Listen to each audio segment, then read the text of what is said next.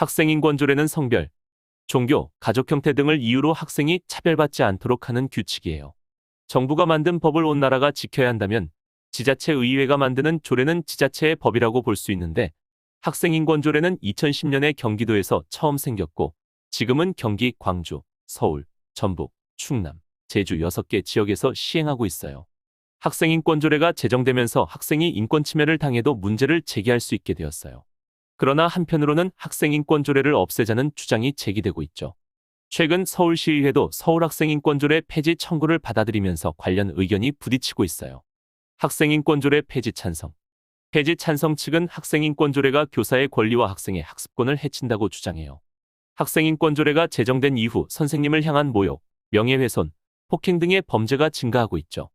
또한 학생인권조례는 학생의 권리만 담고 있고 의무와 책임을 찾을 수 없어 학생들이 학교 생활을 하며 자연스럽게 배울 수 있는 덕목을 배울 수 없어요. 이러한 현상은 교권 추락을 가속화할 거예요. 교권이 추락한다면 장기적인 관점에서 피해를 받는 것은 학생들이에요. 추락한 교권을 되살려야 양질의 교육을 받을 수 있기에 학생인권조례는 폐지되어야 해요.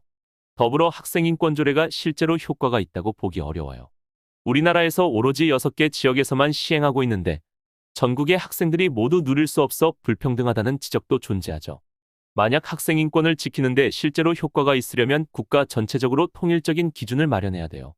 학부모와 교사를 대상으로 한 설문조사에서도 학생인권조례를 폐지해야 한다는 의견이 압도적으로 많아요. 학생인권조례를 만들어 강제적으로 학생의 인권만 보호하는 것보다는 학생의 권리와 교사의 권리를 동등하게 존중하며 교육이라는 학교의 본 목적 달성이 효과적으로 이루어질 수 있는 공간으로 만들어 나가야 할 거예요. 학생인권조례 폐지 반대. 반대 측은 학생인권조례의 폐지가 민주주의 후퇴라고 이야기해요.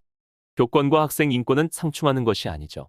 실제로 조례가 제정된 이후 학교에서 체벌과 과도한 규제 등이 감소하였고 이는 학생들의 학습권에 긍정적인 영향을 미쳤어요.